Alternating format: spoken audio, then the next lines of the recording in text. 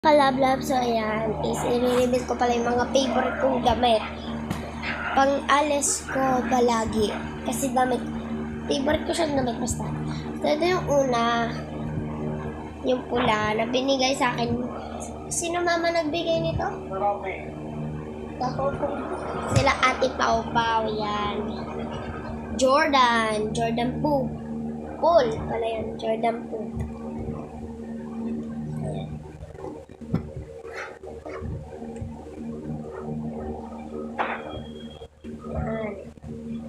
Jordan.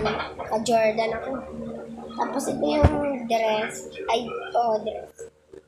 Yung, maikli to pero okay siya. Okay naman siya. Nagsa-cycling lang ako. Siyempre, feel ko to. So, may part 1 yan. Kasi konti na yung oras na.